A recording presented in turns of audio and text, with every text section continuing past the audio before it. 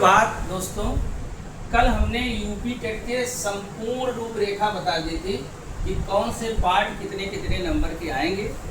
आज मैं आप लोगों को बाल मनोविज्ञान के टॉपिक्स वाइज बताएंगे कि कौन कौन से टॉपिक आएंगे और उस पर किसी एक टॉपिक पर आज चर्चा करी जाएगी।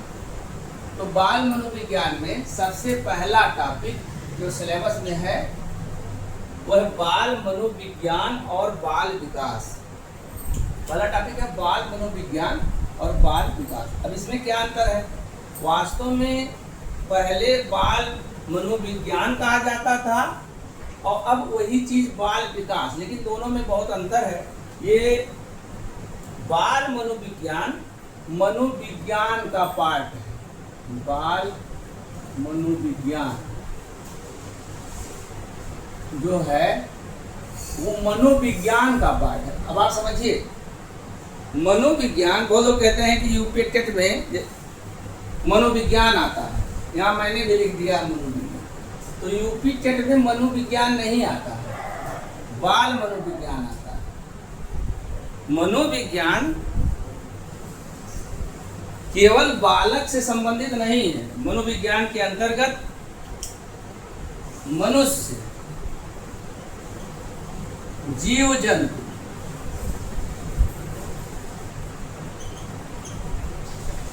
सबका अध्ययन किया जाता है। मतलब कुत्ते का मनोविज्ञान, बिल्ली का मनोविज्ञान, सांप का मनोविज्ञान, सबका मनोविज्ञान होता है, मन का विज्ञान।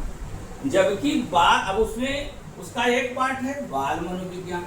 जब हम मनुष्य के केवल बालकों का अध्ययन करते हैं, यानी शैशवावस्था, बाल्यावस्था और किशोरावस्था, यानी विकास की अवस्थाओं का अध्ययन करते हैं, तब उसको हम बाल मनोविज्ञान कहते हैं। यानी मनोविज्ञान का सेट यानी ग्रुप इतना बड़ा है मनोविज्ञान, तो उसमें बाल मनोविज्ञान इतना छोटा है। ये देखा, यानी मनोविज्ञान की शाखा बाल मनोविज्ञान शुरू में थी, लेकिन बाद में बाल मनोविज्ञान को थोड़ा और विस्तृत कर दिया गया और उसका नाम दिया गया बाल विकास। बाल विकास। अब दोनों में अंतर समझिए, बाल मनोविज्ञान और बाल विकास में अंतर। तो चीजें तो लगभग एक ही है। जो बाल मनोविज्ञान और बाल विकास में ये अंतर है कि बाल मनोविज्ञान में केवल बालक की मनोविज्ञान से, मन से संबंधित। मन का मतलब यहाँ मन वो जो चंचल वाला मन नहीं है। मन का मतलब बालक के मस्तिष्क के विकास से संबंधित अध्ययन किया जाता है बाल मनोविज्ञान में। यानी प्रयोगशाला की स्थापना जब विलियम वुंट ने की तो मनोविज्ञान की, तो बाल मनोविज्ञान में बालक के मस्तिष्क का अध्ययन किया जाता था। जितने उस समय के मनोवैज्ञानिक थे उन्होंने बालक के मानसिक पक्ष के अध्ययन पर ज्यादा जोर दिया, बालक के मानसिक पक्ष पर। जबकि बाल विकास में बालक के सभी पक्षों पर जोर दिया जाता है। जैसे मुख्य जो विकास होता है, आगे आप लोग पढ़ेंगे कि शारीरिक विकास, अब ये भी बाल विकास है, क्योंकि कहा गया है, अरस्तु ने कहा है कि स्वस्थ शरीर में ही स्वस्थ मस्तिष्क का विकास होता है। शारीरिक विकास, मानसिक विकास, उसके बाद अब आजकल जो लोग चारित्रिक विकास, बालक का सामाजिक विकास, आर्थिक विकास। लेकिन आर्थिक विकास का अध्ययन भी बाल मनोविज्ञान या बाल विकास के अंतर्गत बहुत नहीं किया जाता है। मेन शारीरिक, मानसिक और चारित्रिक, शारीरिक विकास, मानसिक विकास और चारित्रिक विकास, इसी पर फोकस होता है बाल विकास। तो इस तरह से बाल विकास और बाल मनोविज्ञान पहला चैप्टर है, जिसमें हम पढ़ेंगे कि बालक के बाल मनोविज्ञान और बाल विकास में क्या क्या चीज़ें आती हैं, कैसे कैसे विकास हुआ, अब दूसरा चैप्टर जो आता है विकास, फिर यहाँ विकास उठा, विकास और उसकी अवस्था। तो सबसे पहले इस चैप्टर में विकास पढ़ेंगे कि विकास क्या है, बालक का विकास कैसे होता है। उसके बाद शैशवावस्था, बाल्यावस्था और किशोरावस्था। देखिए किसी का एक इतना जो है, ये जितने जो चैप्टर हैं यहाँ तक वो लगभग एक ही दिशा में ले जाएंगे आप, विकास और उनकी अवस्थाएं। ज़्यादा प्रश्न इसी से आएगा। विकास का स्वरूप और शिक्षा। स्वरूप का होता है मतलब प्रत्येक विकास का एक स्वरूप होता है। जैसे 10 स्वरूप हैं, उसकी चर्चा उस चैप्टर में की जाएगी। परमाजितता का सिद्धांत, चक्राकार विकास का सिद्धांत, पूर्व कथनीयता का सिद्धांत, तमाम। मतलब विकास का एक स्वरूप होता है, अटरंडमली विकास नहीं होता।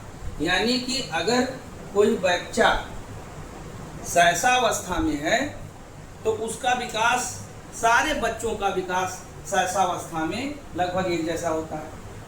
पहले वो चल नहीं पाएंगे, फिर बकैया चलेंगे, फिर धीरे धीरे खड़े होंगे, फिर उसके बाद चलने लगेंगे, दौड़ने लगेंगे। कोई ऐसा बच्चा पैदा नहीं होगा जो पहले दौड़ने लगे। तो ऐसा विकास का एक स्वरूप होता है और उस स्वरूप को सभी लगभग जो बालक हैं, किसी का ज़्यादा तेजी से विकास होता है, किसी का कम तेजी से विकास होता है, लेकिन विकास का स्वरूप लगभग एक ही जैसा होता है। तो जब हम विकास के स्वरूप को समझेंगे, जैसा कि मैंने बताया विकास में 10 सिद्धांत हैं, कहीं कहीं 8 सिद्धांत दिया है कि विकास के स्वरूप का जो सिद्धांत है उसको जब हम स्वरूप को समझ लेंगे तो उसी के अनुसार शिक्षा बालकों की दी जाएगी। जब स्वरूप ही नहीं समझेंगे तो हम उसकी शिक्षा की व्यवस्था उत्तम दृष्टि से नहीं कर पाएंगे, उत्तम ढंग से। तो हम शैशवावस्था समझेंगे, जैसे शैशवावस्था में भी आपको बताया जाएगा किस वर्ष से किस वर्ष तक, 0 से 5 वर्ष शैशवावस्था, 6 से 12 वर्ष बाल्यावस्था, फिर 13 वर्ष से लेकर के 18 वर्ष तक किशोरावस्था। लेकिन यही विभाजन मुख्य नहीं है। ये विभाजन इसमें शैशवावस्था में भी अनेक प्रकार का बंटवारा हुआ है। विभिन्न विद्वानों ने शैशवावस्था को, कुछ लोग कहते हैं कि इन्फेंसी अवस्था केवल 14 दिन तक है, कोई कहता है 0 से 2 वर्ष है। तो जब इसको पढ़ेंगे पियाजे का संज्ञानात्मक विकास, अब पियाजे के संज्ञानात्मक विकास में जो कैटेगरी दी हुई है उससे प्रश्न बहुत पूछे जाते हैं। जब आप सेंटर टीटी हो या यूपी टीटी हो, और विकास की अवस्थाओं में और विकास के सिद्धांत में पियाजे का संज्ञानात्मक विकास आपको बेहतर तरीके से समझना होगा। तो हम जब अलग से पढ़ाया जाएगा कि शैशवावस्था कब से कब तक, उसकी विशेषता क्या है और उसको उस विशेषता के अनुसार किस प्रकार से बालकों को शिक्षा दिया जाए। इसी प्रकार बाल्यावस्था की क्या विशेषता है, तो जब विशेषता हम समझेंगे बालक की, तो उस प्रकार उनकी हम व्यवस्था करेंगे। जैसे अगर बालक समूह में रहना चाहता है और हम उसको सब जेल में रख रहे हैं, घर को जेल बना दिया है, उसको बाहर नहीं निकलना, तो उसका विकास अवरुद्ध हो जाएगा। फिर कोई खेल की अवस्था बताई गई है, तो अगर खेल की अवस्था बताई गई है तो बालक को खेलने दिया जाए। और उसी प्रकार किशोरावस्था तो और कठिन अवस्था है, इसका नाम ही है। स्टेनले हॉल ने कहा है कि किशोरावस्था संघर्ष, तनाव, तूफान और विरोध की अवस्था है। तो जिस अवस्था में इतनी सारी दिक्कतें हैं, इसका नाम ही है प्रॉब्लम है, उस अवस्था को ठीक प्रकार से समझा जाए और बालकों के मना स्थिति को समझकर, यानी किशोरों की मना स्थिति को समझकर उसके अनुसार उनके शिक्षा की व्यवस्था की जाए। जैसे उनको व्यवसायिक चिंता सताने लगती है, तमाम प्रकार के उनके शारीरिक परिवर्तन होते हैं, तो किशोर उन परिवर्तनों को समझ नहीं पाते, इस नाते वो समस्यात्मक हो जाते हैं। तो उनकी इन विशेषताओं को समझकर हमें उनके शिक्षा की व्यवस्था करना होगा, जिससे किशोर जो है उसका मन न भटके और वो समाज में अपना बहुमूल्य योगदान दे सके भविष्य में, क्योंकि किशोरों के ऊपर ही समाज की पूरी व्यवस्था टिकी हुई है। वैसे हम कहें कि शैशवावस्था, बाल्यावस्था, किशोरा अवस्था को समझकर उसके अनुसार शिक्षा देना ही बाल मनोविज्ञान का प्रमुख लक्ष्य है। समझा शुरू से जाता था, ये नहीं है कि जब विलियम वुंट ने प्रयोगशाला गठित की तभी से हम बाल मनोविज्ञान का अध्ययन करते हैं। ये तो पश्चिमी लोगों ने किताब लिखा, वरना हमारे यहाँ पहले से ही अनेक ऋषि मुनियों ने मनोविज्ञान को समझ कर ही शिक्षा की व्यवस्था की। जैसे मान लीजिए द्रोणाचार्य ने अर्जुन को धनुष सिखाया, भीम को गदा सिखाया, किसी को तलवार सिखाया, किसी को कुछ सिखाया, भाला सिखाया। तो अगर यज्ञ शस्त्र सबको सिखा देते, यानी द्रोणाचार्य ने अपने शिष्यों के मनोविज्ञान, रुचि, अभिक्षमता को समझा और उसके अनुसार उन्होंने शिक्षा दी। अर्जुन को श्रेष्ठ धनुषधर बनाया, तो उसका कारण उनका प्रारंभिक टेस्ट था। उन्होंने समझा कि अर्जुन की जो मूल प्रवृत्ति है, अर्जुन की जो क्षमता है, रुचि है, वो धनुष के क्षेत्र में अच्छा है। जबकि भीम के बल को, शारीरिक बल को देखते हुए द्रोणाचार्य ने उन्हें गदा की शिक्षा दी। तो प्रारंभ से ही वशिष्ठ ने श्री राम को कहते हैं कि गुरु गृह गए पढ़न रघुराई और अल्पकाल शिक्षा सब पाई या विद्या सब पाई। यानी थोड़े ही समय में भगवान राम को भी शिक्षा लेने गुरु के यहाँ जाना पड़ा। कुछ लोग सोचते हैं कि किताब से पढ़ लेंगे, कुछ लोग सोचते हैं ऑनलाइन ही पढ़ लेंगे, लेकिन आपको ऑफलाइन क्लास लेना ही पड़ेगा, या आपको अपना पूर्व नोट्स फिर से दोहराना पड़ेगा, अपने पुराने शिक्षक की बातों को याद करना पड़ेगा। जब आप बीएड किए थे, बीटीसी किए थे, उस दौरान जो आपको शिक्षण प्राप्त हुआ था वही अब आपके काम में आएगा। क्योंकि चाहे जितना भी विद्वान व्यक्ति हो, उसे अपने गुरु के शरण में जाना। कृष्ण जो कहते हैं 16 कला के अवतारी हैं, उनको भी पढ़ने जाना पड़ा संदीपनी के आश्रम में। तो इस तरह से आगे जो है सबसे महत्वपूर्ण चैप्टर है और सबसे ज़्यादा प्रश्न इसी से आता है, और ये शिक्षा मनोविज्ञान की रीढ़ है।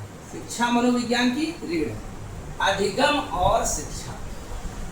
अधिगम इस चैप्टर से जैसे पालो, थॉर्नडाइक, स्किनर, कोहलर, यहाँ से तमाम सारे प्रश्न आते हैं, और उसमें आपका फिर मैस्लो जुड़ जाता है, पियाजे भी इसी से संबंधित है, अधिगम से संबंधित है। तो इस तरह अधिगम और शिक्षा। अधिगम का मतलब है सीखना। सीखने के अनेकों सिद्धांत हैं, अनेक सिद्धांत सीखने के हैं। उस सिद्धांत को हमें समझना पड़ेगा। पावलो का सिद्धांत, स्किनर का सिद्धांत, थॉर्नडाइक का सिद्धांत, कोहलर का सिद्धांत। यानी कि आपको अगर उद्दीपन अनुक्रिया सिद्धांत सीखना पड़ेगा, तो आपको सीखना पड़ेगा कि समग्रता का सिद्धांत क्या है। कोई उद्दीपन होगा तभी सीखा जाएगा, ये आवश्यक नहीं है। बिना उद्दीपन के ही सीखा जा सकता है। तो स्किनर का क्रिया के द्वारा क्रिया प्रसूत सिद्धांत है। क्रिया के द्वारा उसके परिणाम से जो हम पुनर्बलन प्राप्त करते हैं, उससे हम सीखते हैं। तो इस प्रकार जब हम अधिगम की इसका चैप्टर पढ़ेंगे तो मुख्य ये चैप्टर है, इसमें बहुत सारा प्रश्न पूछा जाता है अधिगम के सिद्धांत और उसको शिक्षा में कैसे प्रयोग किया जाए। अधिगम के सिद्धांत तो हम पढ़ लिए, जानते तो हम बहुत है सिद्धांत, लेकिन शिक्षा में जैसे पुनर्बलन कब दिया जाए, कैसे दिया जाए, अभ्यास का क्या महत्व है, तत्परता कैसे लाई जाए। अब बहुत सारे लोग हैं, परीक्षा आ गई है तो 2-4 दिन तत्पर हैं। 2-4 दिन तत्परता दिखाने से आपका सीखना कितना होगा। तो अधिगम पठार है, वहाँ पर अधिगम पठार में आपको बताया जाएगा कि कभी हम तेजी से सीखते हैं, कभी हम धीरे सीखते हैं, और कभी कभी रुचि समाप्त हो जाती है तो हम सीखने का मन ही छोड़ देते हैं। तो जैसे कुछ लोग कह रहे हैं कि बहुत दिन हो गया हम नहीं पढ़े हैं, 10-20 साल हो गया नहीं पढ़े हैं। तो इससे क्या हो रहा है, जब मैं भी 50 साल का हूँ, लगभग 48 साल का, लेकिन मैं सिखाने के लिए तत्पर हूँ, तो आपको आवश्यकता है तो आपको सीखने के लिए तत्पर होना पड़ेगा। कितने तत्पर हैं आप, इसी से निश्चित होगा कि आप कितना सीख पाएंगे और आप कितना परीक्षा में अच्छा कर पाएंगे। अगला है अभिप्रेरणा तो और शिक्षा। ये चैप्टर ये भी बहुत महत्वपूर्ण है। मनोविज्ञान में किसे अभिप्रेरित किया जाए, अभिप्रेरणा, और कैसे अभिप्रेरित किया जाए। मतलब कि अभिप्रेरणा एक बहुत महत्वपूर्ण चैप्टर है और बिना अभिप्रेरणा के कुछ होता नहीं। लेकिन क्रिया की शुरुआत अभिप्रेरणा द्वारा, गुना के क्या किसी के उगाए हुआ है, जिसके अंदर क्षमता ही नहीं है, जिसके अंदर रुचि ही नहीं है, उसे मोटिवेट नहीं किया जाता, अभिप्रेरित नहीं किया जाता। जैसे एक ही उदाहरण से आप समझ सकते हैं कि जब राम के सेना के जितने भालू बानर थे, जब समुद्र नागना हुआ तो सब लोग जाकर के किनारे बैठ गए। तो कुछ ही लोग जिसके पास शक्ति थी, अब जैसे जामवंत कहे कि हम तो लांग ही जाते लेकिन बहुत बूढ़े हो गए हैं, जामवंत मंत्री यति बूढ़ा, तो नांग जाते लेकिन बूढ़े हो गए हैं। अब नहीं कहे कि भाई अच्छा ठीक है बूढ़े हो गए हो तब भी लांग जाओ। अभिप्रेरणा जब शक्ति विहीन व्यक्ति के जब शक्ति कम हो जाती है तो अभिप्रेरणा वहां काम नहीं करती। अंगद ने कहा कि अंगद कहे जाए मैं पारा, पर लौटे संशय के बारा। अंगद कहता है कि मैं तो पार चला जाऊंगा समुद्र के, फिर लौटने में संदेह है। तो बताओ उसको प्रेरित किया जाए कि आप जा चलिए, अच्छा ठीक है, something is better than nothing, कोई जा ही नहीं पा रहा है तो आप चले ही जाइए। तो इस तरह अंगद को अभी प्रेरित नहीं किया गया, क्योंकि सीता का पता लगा के आना है, न कि जाना। समुद्र नागना उद्देश्य नहीं, समुद्र के पार सीता का पता लगाना है। तब वहां पर हनुमान को प्रेरित किया गया, क्योंकि हनुमान के पास शक्ति है, बल है, बुद्धि है, ज्ञान है, विवेक है। इस नाते अभिप्रेरणा भी उसी को दिया जाता है। ये अभिप्रेरणा उसी को काम आता है जिसके अंदर शक्ति, बल, बुद्धि, विवेक, ज्ञान हो। इस प्रकार मनोविज्ञान ये कहता है कि हर व्यक्ति के लिए या हर बालक के लिए हर चीज कर पाना संभव नहीं है। तो जो संभव है शिक्षक उसे पहचाने और बालक को उसी दिशा में प्रेरित करे जिस दिशा में बालक की शक्ति, रुचि, अभिक्षमता, अभिवृत्ति है। तो इस प्रकार अभिप्रेरणा चैप्टर का शिक्षा में हम कैसे प्रयोग कर सकें, यही बाल मनोविज्ञान का मुख्य उद्देश्य है। अगला चैप्टर और बढ़िया है, इससे भी बहुत बढ़िया प्रश्न पूछा, बुद्धि। आज पढ़ा नहीं रहा हूँ, केवल बता रहा हूँ, समझो पिक्चर की एक कास्टिंग है, एक एक चैप्टर। बुद्धि एवं सृजनात्मकता, ये भी जानना जरूरी है। सब लोग कहते हैं सारे बालक एक जैसे होते हैं, बहुत लोग, लेकिन मनोविज्ञान ऐसा नहीं कहता है। प्रत्येक बालक में भिन्नता होती है, बुद्धि, रुचि, क्षमता, सब में भिन्नता होती है। मनोविज्ञान ये मानता है कि बुद्धि क्या है, बुद्धि की परिभाषाएं समझना होगा।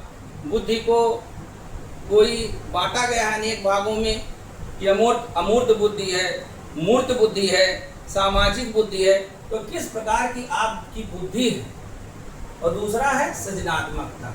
अब बुद्धि और सृजनात्मकता में एक ही बात से समझ लीजिए कि जितने लोग बुद्धिमान होते हैं वो सृजनात्मक हों ये जरूरी नहीं है, लेकिन जितने लोग सृजनात्मक होते हैं वो पक्का है कि बुद्धिमान होते हैं।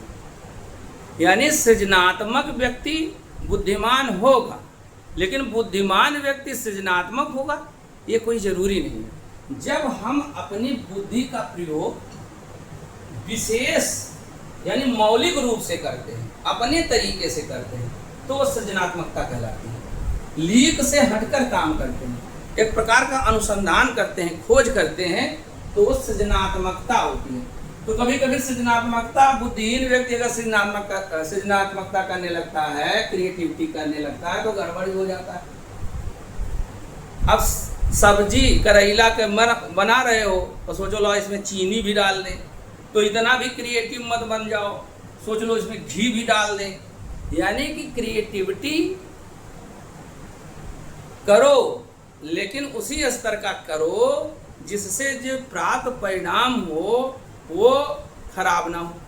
तो यानी सोच समझ कर करना चाहिए बुद्धि का प्रयोग। और सृजनात्मकता बहुत अच्छी चीज है। बच्चों में सृजनात्मकता होती है शैशवावस्था, बाल्यावस्था और किशोरावस्था में। यदि बालकों के सृजनात्मकता को उनको प्रकाशित किया जाएगा, उन्हें मोटिवेट किया जाएगा, तो बालक विभिन्न दिशाओं में अपने ज्ञान का, अपनी बुद्धि का प्रयोग कर कुछ बहुत बड़े वैज्ञानिक बनेंगे, कुछ बहुत बड़े खिलाड़ी बनेंगे। जैसे कहते हैं कि सचिन तेंदुलकर ने ये सृजनात्मक शॉट मार दिया, तो कोई ज़रूरी नहीं है कि इसी प्रकार के गेंद पर इसी प्रकार मारा जाए।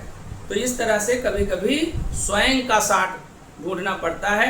जैसे पढ़ाने की विधा शिक्षण में सिखाई गई है, लेकिन कौन सी विधा किस विषय वस्तु के लिए उपयोगी सबसे अधिक है वो तो पढ़ाने वाला ही निश्चित करेगा। कभी कभी हम अपनी विधा का प्रयोग करते हैं और समझाने के लिए वही सबसे अच्छी विधा होती है। तो इस प्रकार बुद्धि और सृजनात्मकता का शिक्षा में प्रयोग। अगला चैप्टर है व्यक्तित्व। इसकी किताब मैं लिख रहा हूँ और जल्दी ही ये प्रकाशित होने वाली है। तो व्यक्तित्व सबसे महत्वपूर्ण, अर्थ उसका समझिए कि व्यक्तित्व किसे कहते हैं। अब परिभाषा आलपोर्ट की बहुत महत्वपूर्ण है व्यक्तित्व का, कि व्यक्तित्व मनोशारीरिक गुणों का गत्यात्मक संगठन है जो वातावरण से अनूठा सामंजस्य स्थापित करने की क्षमता प्रदान करता है। मनोशारीरिक गुणों का गत्यात्मक संगठन है व्यक्तित्व। यानी व्यक्तित्व में मस्तिष्क और शारीरिक दोनों का एक संगठन है, लेकिन उसको शिक्षा के द्वारा हम उसका क्या कर सकते हैं, गत्यात्मक संगठन है, सकारात्मक परिवर्तन ला सकते हैं। तो इस प्रकार शिक्षा के द्वारा व्यक्ति के व्यक्तित्व में परिवर्तन लाया जा सकता है। अब व्यक्तित्व किसे कहते हैं, व्यक्तित्व कितने प्रकार का होता है, व्यक्तित्व का स्वरूप क्या होता है और उसके मापन की कौन कौन सी विधियां हैं, इसका अध्ययन इस चैप्टर में किया जाएगा। इसमें प्रक्षेपी विधि बहुत आता है, जैसे रोसामस परीक्षण, TAT परीक्षण, CAT परीक्षण। तो इस पे प्रश्न जरूर आता है कि हम किस प्रकार से प्रक्षेपी विधि द्वारा व्यक्तित्व का पता लगाते हैं। अभी सभी विधियों को बताएंगे हम लेक्चर में और एक क्लियर करेंगे कि हम किस विधि द्वारा बालक के मनोदशा का कैसे, अंतर्दर्शन विधि, बहिर्दर्शन विधि, प्रक्षेपी विधि, तमाम विधियों के द्वारा हम मापन विधियों के द्वारा हम व्यक्ति के बालक के मनोविज्ञान का पता लगाते हैं और उस तरह से शिक्षा दे करके उसके व्यक्तित्व को सकारात्मक दिशा प्रदान करते हैं। ये चैप्टर भी बहुत इम्पोर्टेंट है और इससे भी मतलब टेट की परीक्षा में, टेट हो, सेट हो, नेट हो, कोई भी परीक्षा हो, व्यक्तित्व के चैप्टर से प्रश्न अवश्य आता है। और इन सारे चैप्टर से प्रश्न आता है, सब बटा हुआ है। देखिए 14 हमने बांट दिया है, 14 चैप्टर मुख्य है उसमें। अगला जो है व्यक्तित्व विभिन्नता और शिक्षा। सारे बच्चे को एक ही तरीके से शिक्षा नहीं दिया जाएगा। वो पहले ही हम चर्चा कर चुके हैं कि जिस प्रकार की रुचि होती है प्रत्येक व्यक्ति अपने तरह का होता है। अब ये नहीं है कि गोलकाय, लंबकाय, सुडौलकाय, ये तीनों प्रकार के आदमी नहीं होते हैं। रजोगुण, सतोगुण, तमोगुण, तो तमाम प्रकार का मनोविज्ञान में बांटा गया है कि वैयक्तिक विभिन्नता वाले लोग रहते हैं। लेकिन वास्तव में मनोविज्ञान में अगर समझा जाए तो कोई किसी जैसा नहीं होता। इस संसार में जितने लोग हैं कोई भी एक दूसरे जैसा नहीं होता। यहाँ तक मैं अगर कह दूं कि अगर किसी व्यक्ति का क्लोन बनाया जाए, क्लोन जो कि हूबहू ऐसा ही दिखता है, तब भी उसके बुद्धि, चिंतन, विचार भिन्न होंगे। यानी संसार में कोई ऐसे दो लोग नहीं हैं जो हूबहू एक जैसे हों। शारीरिक बनावट में तो एक जैसे हो सकते हैं, लेकिन बुद्धि विचार में एक जैसे कभी नहीं हो सकते। इस नाते बालकों की व्यक्तिक विभिन्नता को देख करके, यानी कोई डॉक्टर बनेगा, कोई इंजीनियर बनेगा, कोई खिलाड़ी बनेगा, कोई गायक बनेगा, तो उसकी व्यक्तिक विभिन्नता को देख करके मनोविज्ञान कहता है कि बालकों को स्वतंत्र छोड़ा जाए प्रकृतिवाद भी यही कहता है, बालकों को स्वतंत्र छोड़ा जाए और उसकी रुचि क्षमता और अभिरुचि के अनुसार शिक्षा दिया जाए, तभी जाकर के बालकों का विकास सही दिशा में हो, यानी व्यक्तित्व विभिन्नता का अर्जन किया जाए। इसके तरीके हैं मनोविज्ञान में बताए जाएंगे। अब अगला, विशिष्ट आवश्यकता वाले बच्चे, समावेशी शिक्षा, यौन निर्देशात्मक और परामर्श, यानी निर्देशन और परामर्श। अब पहला विशिष्ट आवश्यकता वाले बच्चे में बहुत लोग केवल ये समझते हैं कि विशिष्ट आवश्यकता वाले बच्चे विकलांग होते हैं। ऐसा सोच बदल लीजिए। विशिष्ट आवश्यकता वाले प्रतिभाशाली छात्र भी विशिष्ट आवश्यकता वाले हैं, और जो विकलांग हैं शारीरिक रूप से, जो विकलांग हैं, अब कहा जाए कि मानसिक रूप से भी विकलांग लोग होते हैं, तमाम प्रकार के रोग होते हैं। तो जब हम इसको पढ़ेंगे तो पढ़ेंगे कौन कौन से रोग होते हैं। ऐसे बालकों में डिस्लेक्सिया क्या है, डिस्ग्राफिया क्या है, डिस्कैलकुलेसिया क्या है। लेकिन ऐसा नहीं है कि जो विकलांग होगा वो मुख्य धारा से नहीं जुड़ेगा। यह समावेशी अगला मतलब टॉपिक है कि चाहे जैसे बालक हों, हमें उन्हें शिक्षा की मुख्य धारा से जोड़ना होगा, किसी को छोड़ना नहीं होगा। समावेशी शिक्षा सबके लिए है, सबको जोड़ती है। अब विशिष्ट आवश्यकता, जैसे राम भद्राचार्य जी महाराज हैं, अभी इनका लेक्चर यहाँ बढ़नी में भी हुआ था। अब वो शारीरिक रूप से अंधे हैं, लेकिन उन्होंने विश्वविद्यालय स्थापित किया है। उनको तो उन्होंने कहा कि 1.5 लाख पेज उन्हें याद है। उन्हें ऋग्वेद, सामवेद, अधर तमाम ऐसे विद्वान हैं, कृपाल जी महाराज, शंकराचार्य, ऐसे विद्वान लोग हैं जो शारीरिक रूप से ठीक है वो भी विद्वान है, और जो शारीरिक रूप से अपंग है, जैसे उदाहरण मैंने दिया, बहुत लोग ऐसे शारीरिक रूप से, स्टीफन हॉकिंस ऐसे हैं, राम भद्राचार्य जी महाराज, बहुत ऐसे लोग हैं, व्यक्तिगत उदाहरण नहीं, जो शारीरिक रूप से उतने मजबूत नहीं हैं, फिर भी दुनिया उनके बुद्धि विवेक का लोहा मानती है, और उन्होंने 2 आँखों वालों को पीछे छोड़ रखा है। बहुत ऐसे लोग हैं। पैरा ओलंपिक आप देखिए तो पता चलेगा। इसीलिए समावेशी शिक्षा है। कोई भी बच्चा अपने आप हीन भावना से ग्रसित ना हो जाए, इस नाते अब समावेशी शिक्षा की व्यवस्था की गई है। और अगला है निर्देशन और परामर्श, गाइडेंस एंड काउंसलिंग। वास्तव में एमफिल में मेरा विशेष पेपर भी रहा है, निर्देशन और परामर्श। बहुत सारे लोग केवल परामर्श मांगते हैं। यानी पहले बात ये जान लीजिए कि सलाह सबसे नहीं मांगी जाती, यही पहला नियम है सलाह लेने और सलाह देने का। जो सलाह देने लायक है उससे सलाह मांगो, और अगर वो सलाह दे रहा है तो उसके सलाह को मानो। अब खाली सलाह ये ले रहे हैं बहुत, तो सलाह लेने से कुछ नहीं होता। निर्देशन और परामर्श आएगा, गाइडेंस और काउंसलिंग, दोनों बहुत अच्छी चीज़ें हैं शिक्षा में। तो उसमें जैसे पारिवारिक काउंसलिंग भी होती है, लेकिन यहाँ शिक्षा, हमारा बच्चा इंटर पास किया है, क्या करे, हमारा बच्चा खुराफाती बहुत है, हम उसका सुधार कैसे करें, हमारा बच्चा कम रट पाता है, हमारे बच्चे में ये क्वालिटी है। लोग आपसे आएंगे पूछने, आपको कुछ पता नहीं है, खुद ही आप कुछ जानते ही नहीं है, सलाह दे देते हो कि ये करवाओ वो करवाओ, और अपना तो जिंदगी चौपट है ही, दूसरों को ही आपको निर्देशन और परामर्श देने का अधिकार प्राप्त नहीं है। निर्देशन परामर्श वही देगा जो निर्देशन और परामर्श देने लायक है। पूरा कबाड़ा, अब जैसे कहते कि हमारा डॉक्टर साहब भैया हमारा पेट दर्द है, तो गांव में 50 नुस्खा बता देंगे कि अजवाइन फाँक लो, और ब्लड प्रेशर पहले से कम है, अजवाइन फंकवा दिए, मर गए। तो यानी कि वास्तव में पहला तो ये है कि हम किसी से निर्देशन और परामर्श मांगे, और दूसरा है सबको सलाह देनी भी नहीं चाहिए। तुलसीदास की लाइन है कि जान समुझ अनुचित उचित, जागत रहे जो सोए, उपदेशिबो जगाइबो तुलसी उचित ना होए। तुलसीदास कहते हैं कि जानबूझकर जो गलती करे उसे सलाह नहीं देना चाहिए। जो जागता रहे लेकिन महसूस करवाए कि मैं सोया हूँ, उसे भी सलाह नहीं देनी चाहिए। तो मजा लेने के लिए सलाह नहीं है कि किताबिया बता दो भैया कौन वाला कर ले, और किताब बता दिया जाए तो एक लाइन पढ़ो ना। तो सलाह उसी को दिया जाना चाहिए जो सीरियस होकर के सलाह मान रहा है, और सलाह उसी से मांगना चाहिए जो सलाह देने लायक है। ये हो गया सलाह। अभी इस चैप्टर में हम बताएंगे कि सलाह कैसे देना चाहिए, सलाह कैसे लेना चाहिए, गाइडेंस कैसे करना चाहिए, काउंसलिंग कैसे करना चाहिए।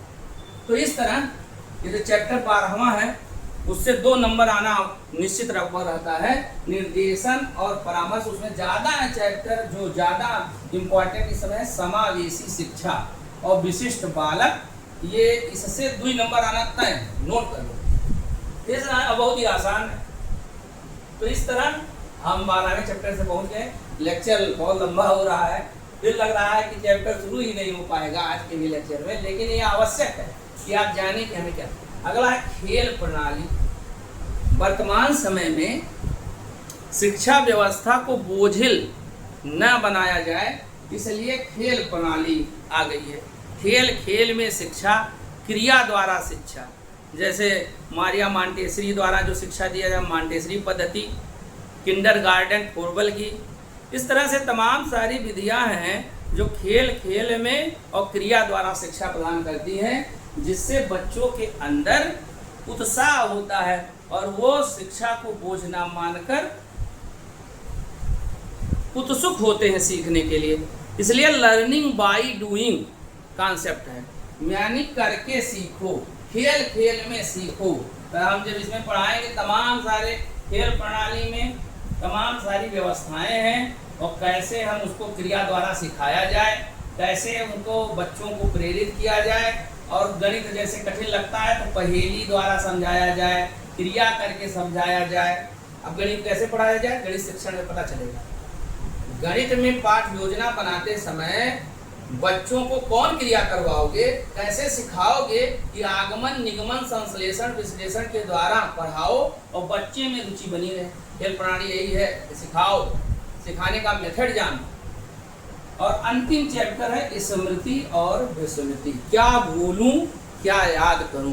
दिमाग की प्रमुख 2 विशेषता है, पहला है याद करना और दूसरा है भूलना।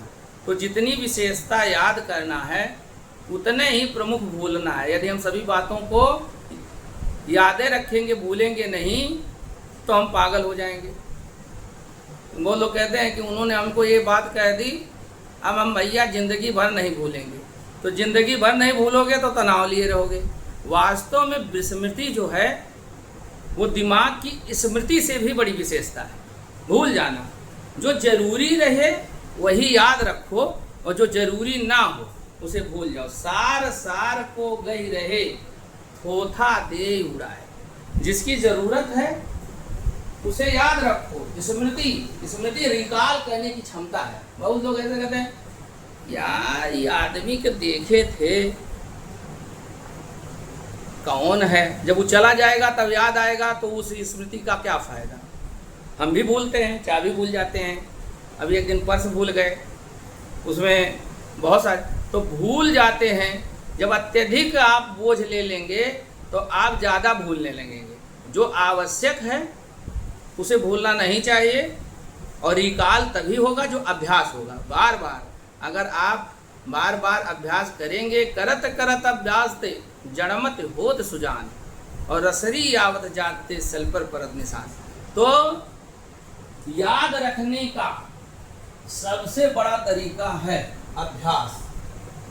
अगर अभ्यास आप करेंगे तो आप याद रहेगा आपको। अगर आप अभ्यास नहीं करेंगे तो आपको धीरे धीरे भूल जाएगा। इस तरह अभ्यास बढ़ाने के लिए, मतलब स्मृति बढ़ाने के लिए अभ्यास का होना आवश्यक है। आधा घंटा पढ़ाई से कुछ नहीं होगा, 3-4 घंटा अगर आप पढ़ेंगे कम से कम, तब आपकी स्मृति भी तेज हो जाएगी और आपको याद भी रहेगा। तो इस तरह आज मैंने शिक्षा मनोविज्ञान के सभी विषय वस्तु को छुआ, जुठारा, टच किया है। कल का जो चैप्टर रहेगा वो आप लोग पढ़ भी लीजिएगा तो ज़्यादा समझ में आएगा। बाल मनोविज्ञान और बाल विकास। तो बाल मनोविज्ञान क्या है, उसका विकास कैसे हुआ, उसके विकास में किन किन मनोवैज्ञानिकों का योगदान रहा है, तो इसका अध्ययन करेंगे। इससे प्रश्न तो कम आते हैं, लेकिन जब तक आप पृष्ठभूमि और इतिहास नहीं समझ पाएंगे किसी भी विषय का, तब तक आपको उस विषय को पढ़ने में रुचि नहीं होगी। तो आज हमने ये प्रयास किया कि शिक्षा मनोविज्ञान को पढ़ने में आपकी रुचि पैदा हो, और अगर मेरा ये लेक्चर आपको अच्छा लगा हो तो आप कमेंट शेयर करें, जिससे कि मैं अभिप्रेरित हूँ और मैं भी आप लोगों के लिए और अच्छा व्याख्यान देने का प्रयास करूं। धन्यवाद, नमस्कार, सुप्रभात।